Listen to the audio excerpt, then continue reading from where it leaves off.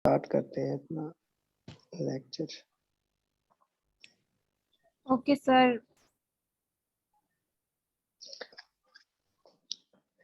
जी जी, आप स्टार्ट कर सकते हैं।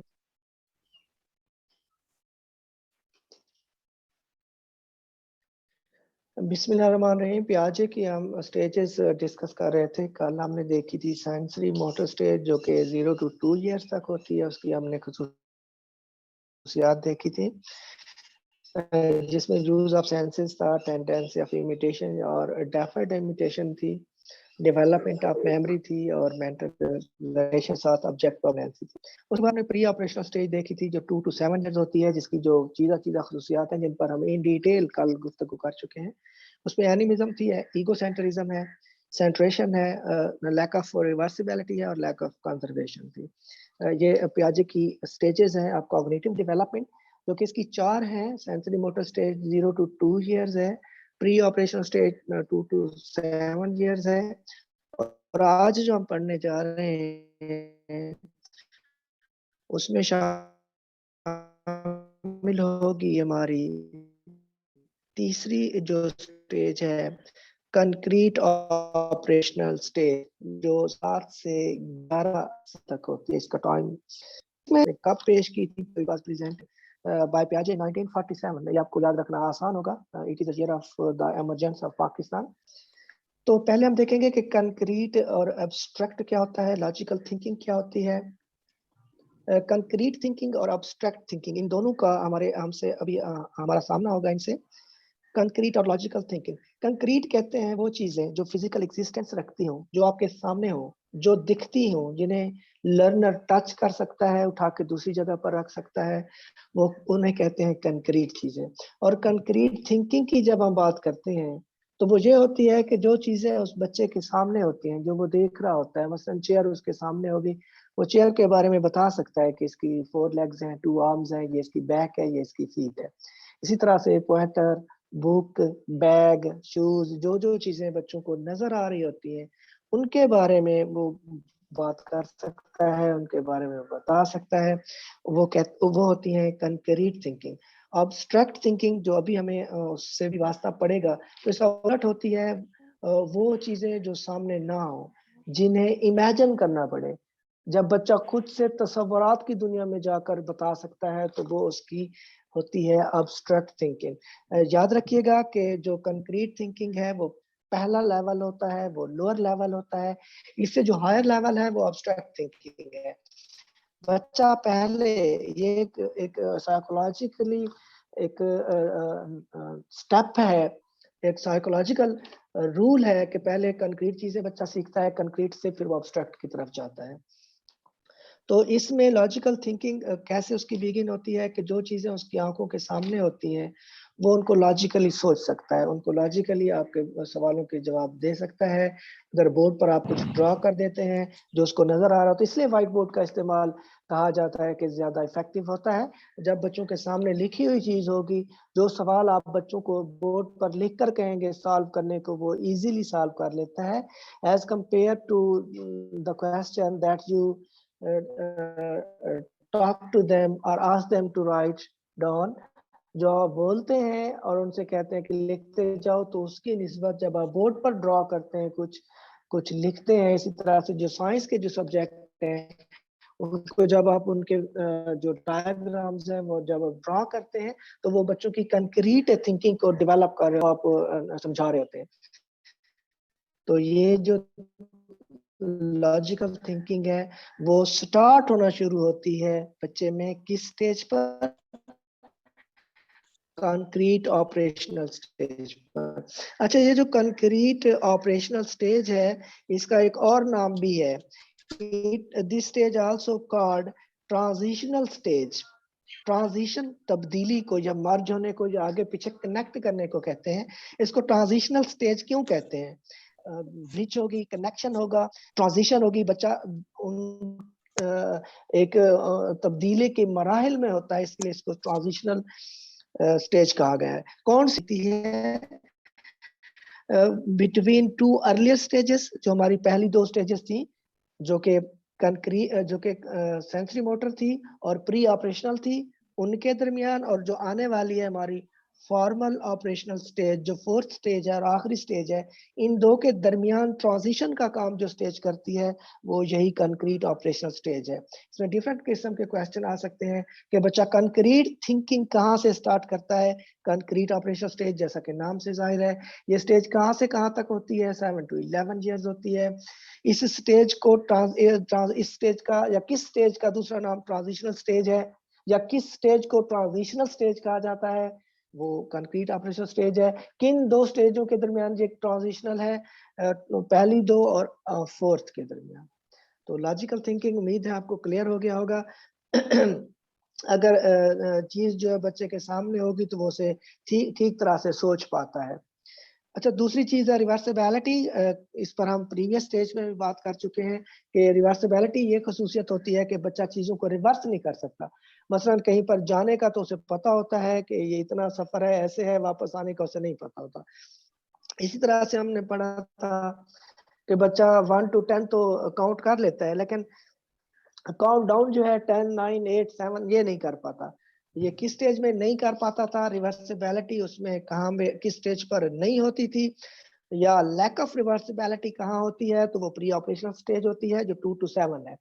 जबकि रिवर्सिबिलिटी उसमें कहाँ पर डेवलप हो जाती है कि अगर बात होगी यहाँ पर होती है, वो कंक्रीट ऑपरेशन स्टेज है 7 to 11। यहाँ पर बच्चा इस काबिल होता है कि चीजों को रिवर्स कर सके। तो रिवर्स लैक ऑफ रिवर्सिबिलिटी या रिवर्सिबिलिटी होती है प्री ऑपरेशन स्टेज पे, जबकि रिवर्सिबिलिटी या डेवलपमेंट ऑफ रिवर्सिबिलिटी होती है कंक्रीट ऑपरेशन स्टेज में। इसके बाद है डिसेंट्रेशन और कंजर्वेशन। इस पर भी हम पहले बात कर चुके हैं कि ये कंजर्वेशन क्या होती है। ये डिसेंट्रेशन का मतलब होता है कि वो सेंट्रलाइज नहीं कर पाता, किसी एक पहलू पर सेंट्रलाइजेशन होती है, किसी एक चीज पर वो फोकस करता है, एक चीज को देखता है, साइज को देखे, नंबर को देखे, तादाद को देखे, मिकदार को, एक चीज एक पहलू पर जब वो नजर रखेगा वो सेंट्रलाइजेशन होगी। जब वो अपनी नजर हम पहलू पर रखेगा, मुख्तलिफ एंगल से देखेगा, तो वो डिसेंट्रेशन होती है। और कंजर्वेशन जो है इसमें थोड़ा सा फर्क भी आपको मैं बताता चलूं कि जो कंजर्वेशन होती है उसमें चीजें कंजर्व कर सकता है। कल भी हमने देखा था कि कंजर्व क्या होती है, जिसमें वो चीजों को छोटे बड़े में फर्क बयान नहीं कर सकता होता, यहाँ पर उसमें फर्क जो है वो आ जाता होता है। तो एक जगह पे उसका फोकस जब नहीं रहता तो वो डिसेंट्रेशन होती है, और कंजर्वेशन में वो छोटे बड़े में तमीज करने के काबिल हो जाता है। इसके आगे हम एग्जाम्पल भी देखेंगे। इसके बाद है जो चौथी चीज है इस स्टेज की, चौथी खसूसियत, वो है काज and effect. Cause and effect जैसा कि नाम से जाहिर है, जहां पर उसे पता चल जाता है कि कोई चीज अगर अकर हुई है, कोई चीज रूनुमा हुई है, तो उसकी वजह क्या है। जो कुछ हो रहा है उसके पीछे उसकी कोई ना कोई रीजन होती है। वो लॉजिक लगाना सीख रहा होता है। मतलब उसे ये पता चलता है कि अगर कुछ हुआ है तो उसके पीछे रीजन क्या होगी। जैसा कि उसकी जो पीछे हमने देखा था प्रीवियस स्टेजेस पर, उसकी जो लॉजिकल थिंकिंग थी वो इतनी आला नहीं थी। यहाँ पर उसे रीजनिंग की समझ आना स्टार्ट हो जाती है। किसी भी चीज की रीजन को वो समझ सकता है कि ये इसका काज और इसका इफेक्ट ये है। इसके बाद पांचवी इसकी जो चीज है, पांचवी जो खसूसियत है, वो है क्लासिफिकेशन। क्लासिफिकेशन हम सब जानते हैं कि जब चीजों को आप दर्जा बंदी करते हैं, क्लासिफाई करते हैं, वो क्लासिफिकेशन कहलाती है। अच्छा, क्लासिफिकेशन फिर दो टाइप की होती है। फर्स्ट में वो चीजों को सॉर्ट आउट करता है, जस्ट सॉर्टिंग करता है। मसलन अगर आप फ्लावर्स और एनिमल्स उसके सामने पिक्चर्स रखें तो वो ये सॉर्ट आउट कर लेता है कि ये फ्लावर्स हैं, ये जो है ये एनिमल्स हैं। ये उसका पहला लेवल होता है चीजों को क्लासिफाई करने का, कि वो फूलों कर देगा, जानवरों को अलग कर देगा। जो दूसरा लेवल होता है, दूसरी स्टेज होती है, वहां पर वो दोनों को सब क्लासिफाई कर लेता है। जैसा कि अगर उसने फ्लावर और एनिमल पहली स्टेज पर सॉर्ट आउट कर लिए थे, तो अब वो देखेगा कि इसमें कुछ फ्लावर्स रेड हैं, कुछ येलो हैं, कुछ व्हाइट हैं, डिफरेंट कलर्स। ये फ्लावर्स की आगे सब क्लासिफिकेशन है। तो दूसरे लेवल पर, दूसरे स्टेप पर वो सब क्लासिफिकेशन भी कर सकता है। फूलों की अगर बात करें तो फूलों की सब क्लासिफिकेशन होगी, red, white, green, etcetera, black. और अगर एनिमल्स की सब क्लासिफिकेशन की बात करें तो उसमें कुछ जो जानवर हैं क्या होंगे, कुछ स्विम करने वाले होंगे, कुछ उड़ने वाले होंगे, कुछ 4 टांग वाले होंगे, इस तरह के जो है कुछ विंग्स वाले होंगे, इस तरह के कुछ टेल वाले होंगे, कुछ बगैर टेल वाले होंगे, तो उसकी सब क्लासिफिकेशन भी वो कर सकता है। तो क्लासिफिकेशन की जो डेवलपमेंट है कॉग्निटिवली उसकी किस स्टेज पर शुरू होती है वो concrete operation stage according to पियाजे। नेक्स्ट है हमारी जो इस स्टेज की खसूसियत है सेरिएशन। सीरिएशन सीरियल से है, ऑर्डर से है, तरतीब से है, आगे लिखा हुआ भी है कि वो लंबाई या मिकदार के लिहाज से तरतीब कर सकता है, तरतीब बना सकता है। किस तरह की तरतीब बना सकेगा वो, किस काबिल होगा? आप उसे कुछ चीजें दें और उसे बताएं कि इसमें काम कौन सी है, ज्यादा कौन सी है, इसमें सबसे बड़ा कौन सा है, सबसे छोटा कौन सा है। आपने देखा होगा छोटे बच्चों को आपको जो एविएट्स दी जाती हैं, स्पेशली ये जो ईसीसी रूम हमारे चल रहे हैं उसमें ये different types of shapes colour आपको वो दे दी जाती हैं और बच्चों से ये पूछा जाता है कि डिफरेंट चीजें रख के इनमें सबसे बड़ी tallest which one is the tallest, सबसे लंबी कौन सी है, सबसे छोटी कौन सी है।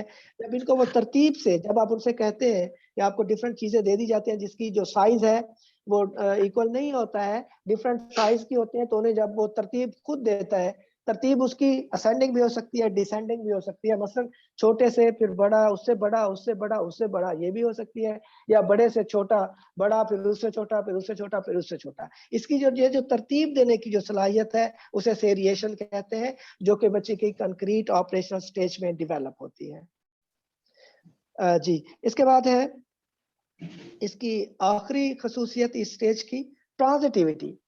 अब ट्रांजिटिविटी क्या होती है, इस पे लिखा हुआ भी है, ये इसमें रिलेशन बताए जाते हैं, डिफरेंट जो चीजें हैं उनके दरमियान रिलेशन कैसे बताया जाता है। ये चीज एक स्पेसिफिक चीज है जो कंक्रीट ऑपरेशनल स्टेज के एंड पर बच्चों में डेवलप होती है। वो क्या होती है, उसको चीजों को वो रिलेट करना सीखता है, चीजों को आपस में कंपैरिजन करना सीखता है। जैसे आपने देखा होगा कि ए बड़ा है बी से और सी छोटा है बी से, तो ए और सी का आपस में क्या रिश्ता होगा, इसमें उसकी लॉजिकल जो रीजनिंग है। अच्छा, इसमें जो लॉजिकल उसकी रीजनिंग होगी वो इनको किस तरह से रिलेट करता है, आप उसे अगर 3 पेंसिल्स देते हैं तो उनको तरतीब से रखेगा कि ए जो है वो बड़ा है बी से और सी छोटा है ए से या बी से, तो उसको अपनी तरतीब में अपने अंदाज से, मतलब इस तरह उसकी बहुत ज्यादा लॉजिकल रीजनिंग डेवलप नहीं हुई होती, लेकिन वो उन चीजों को रिलेट करना सीख जाता है कि अगर दो चीजों के दरमियान में किसी चीज को रिलेट किया जाए तो वो अंदाजा लगा लेता है कि इसमें कौन कौन सी चीज आपस में मुश्तरक है।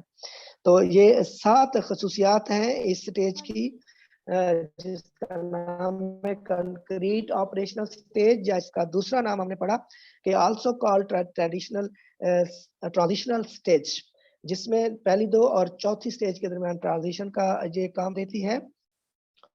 और इसकी जो खसूसियात है ये इसका टाइम स्पैन जो है वो 7 to 11 ईयर्स है।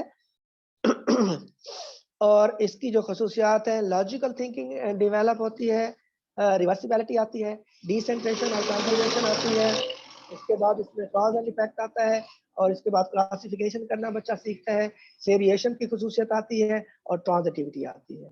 ये तीसरी स्टेज थी हमारी, second last stage according to पियाजे। Next and the last stage is formal operational stage. जी, फॉर्मल ऑपरेशनल स्टेज ये 11 टू अबव होती है, इसको एडोलसेंस भी बोला जाता है। अच्छा, पियाजे ने जो दी थी क्लासिफिकेशन या जो स्टेजेस वो यही 4 थी, जिसमें सेंसरी मोटर स्टेज है, प्री ऑपरेशनल है, कंक्रीट ऑपरेशनल है और फॉर्मल ऑपरेशनल है। इसमें जो उसने टाइम फ्रेम दिया था वो 0 to 2, 2 to 7, 7 to 11 और ये 11 टू अबव है। अब 11 के बाद उसने मजीद इसको कैटेगराइज नहीं किया। इसके बाद जितनी भी इंसान की जिंदगी है वो सारी इसी फॉर्मल ऑपरेशन स्टेज में फॉल करेगी। मतलब यहाँ से अंदाजा होता है कि जो कॉग्निटिव डेवलपमेंट है इस स्टेज की वो किस कदर आला होती है कि इसके बाद उसने क्लासिफिकेशन ही नहीं की। मतलब इसके बाद 11 साल से ऊपर आने वाली पूरी लाइफ को उसने एक ही कैटेगरी में रखा है, जो कि है फॉर्मल ऑपरेशनल स्टेज। तो अगर पूछा जाए कि उसने कहाँ तक किस ईयर तक ये स्टेजेस दी है, तो वो 11 टू अबव दी है, इससे ज्यादा उसने नहीं दी है। अच्छा, इसमें जो पहली स्टेज है, जो पहली लेवल है, इसके हम स्टेजेस में खसूसियात देखेंगे और फिर इनका कंपैरिजन विद एग्जांपल्स भी करेंगे। अच्छा, पहली चीज है एब्स्ट्रैक्ट थिंकिंग। जैसा कि हम बात कर चुके हैं कि कंक्रीट थिंकिंग में वो जो चीजें उसे सामने नजर आ रही होती हैं, वो उसी के बारे में बात कर सकता है, जबकि एब्स्ट्रैक्ट थिंकिंग वो होती है जिसमें वो आइडियाज पर बात कर सकता है, वो चीजों को इमेजिन कर सकता है, वो खुद से कुछ हल करने की सलाहियत, प्रॉब्लम सॉल्विंग जिसमें आ जाती है, वो खुद से कुछ खुद से ही सोच सकता है और वो आइडियाज की तरफ जा सकता है। तो फॉर्मल ऑपरेशन स्टेज जो है वो हाईली साइंटिफिक होती है। इसमें जो चीजें हैं, जो डेवलपमेंट है, जो कॉग्निटिव डेवलपमेंट है, वो बहुत ज्यादा हायर लेवल पर होती है। चीजों को वो इमेजिन करना सीखता है, अगर सामने चीज ना भी हो तो फिर भी वो बताने की सलाहियत रखता होता है। मसला अगर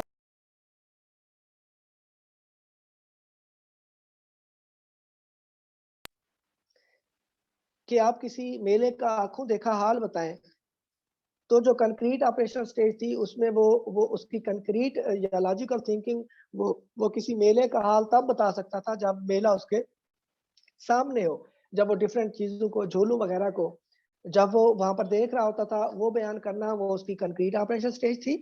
जबकि एब्स्ट्रैक्ट थिंकिंग में घर आकर वो जब बता रहा होता है कि वहां पर ये था, वहां पर ये था, हमने ऐसे किया, वहां पर जू था, वहां पर फलां फलां परिंदे थे, जानवर थे, सांप थे, शेर थे, जब वो उसको देखे बगैर, जब उसकी आंखों के सामने कोई चीज मौजूद ना हो और फिर वो अपनी इमेजिनेशन या इमेजिनेटिव पावर से जब वो बयान कर रहा होता है, तो ये एब्स्ट्रैक्ट थिंकिंग होती है। ये हर लेवल ऑफ थिंकिंग है जिसमें आपने बहुत ज्यादा, इसकी जो हाईएस्ट लेवल है उसमें तो लोगों के आइडियाज आते हैं, जब लोग आगे की तरफ बताते हैं कि ये चीजें ऐसे ऐसे होना मुमकिन होगा, जिस तरह जिसमें फिलोसफर्स फॉल करते हैं, तो ये हायर लेवल ऑफ थिंकिंग है जो कि एब्स्ट्रैक्ट थिंकिंग है। इसके बाद है डिडक्टिव थिंकिंग। अच्छा, यहाँ पर डिडक्टिव थिंकिंग और इंडक्टिव थिंकिंग या रीजनिंग दो चीजें होंगी। जब फॉर्मल स्टेज होती है, यहाँ पर अभी हमने जैसा कि बात की, यहाँ पर वो अब्स्ट्रैक्ट थिंकिंग उसकी स्टार्ट होती है फॉर्मल ऑपरेशन स्टेज पे।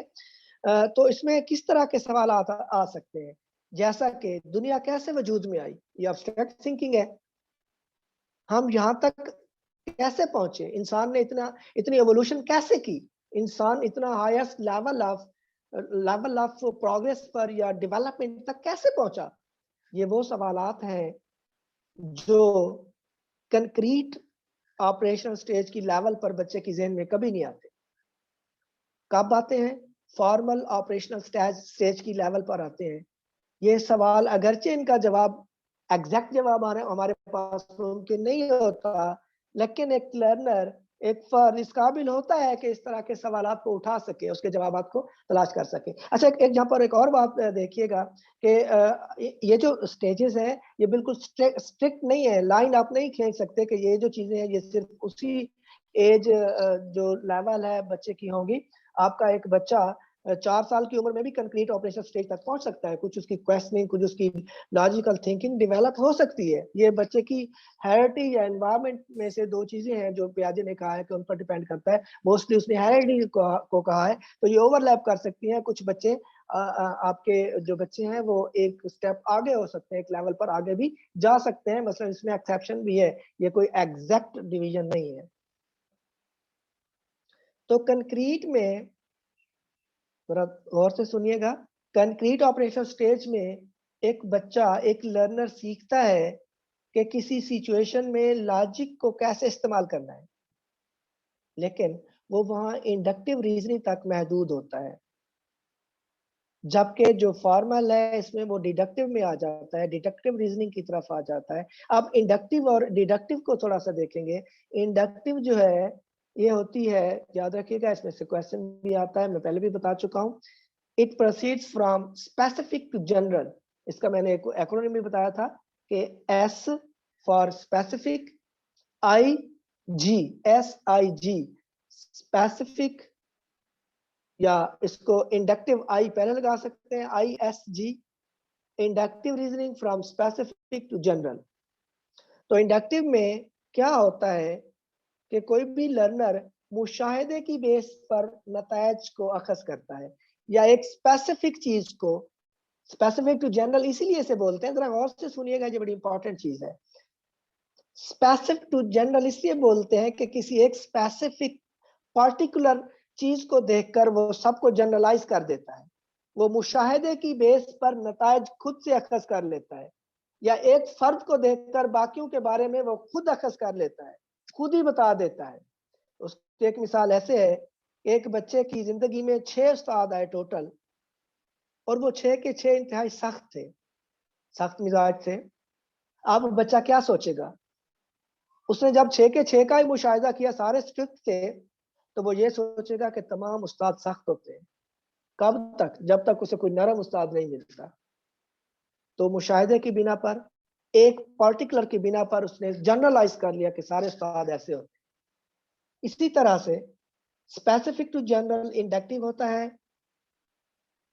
और इसकी एक और मिसाल ये है कि आपने सुना होगा कि फलां जगह के लोग बड़े तेज होते हैं। वो क्यों कहते हैं? उस जगह, उस इलाके, उस डिस्ट्रिक्ट, उस कंट्री के 1-2 बंदे से उनका वास्ता पड़ा होता है। उन 1-2 को देखकर वो जनरलाइज कर लेते हैं कि ये इधर के तो सारे ऐसे होंगे। ये इंडक्टिव रीजनिंग की एग्जांपल है। अब डिडक्टिव क्या होता है? डिडक्टिव रीजनिंग इसका उलट होता है। ये हकायक के बाद नतायज पर पहुंचते हैं, ये हकीकत देखते हैं। बच्चों को 2 हकायक बता दिए जाएं, अगर कैसे 2 हकायक कौन से हैं, जरा देखिएगा। ऑल टीचर्स आर स्ट्रिक्ट, एक हकीकत उनको बता दिया आपने। जरा गौर से सुनिएगा, ये इस तरह सेम स्टेटमेंट आएंगी आपकी। मैं बार बार कह रहा हूँ, मैं कोशिश कर रहा हूँ आपको कॉन्सेप्चुअली ये प्रिपेयर हो, वो जिस तरह से भी मोल्ड करके दे। ऑल टीचर्स आर स्ट्रिक्ट, उसे एक हकीकत बता दी जाती है। दूसरी, mister Khan is a teacher, कि मिस्टर खान एक उस्ताद है। अब इन 2 हकैक से वो कौन सा नतीजा अखज़ करेगा, जो आप खुद भी बता सकते हैं। पहली हकीकत उसे फैक्ट बताया गया, all teachers are strict, mister Khan is a teacher.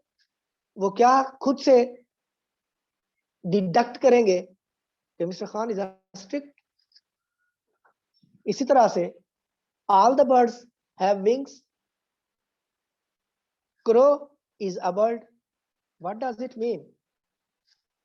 What would they conduct after these facts?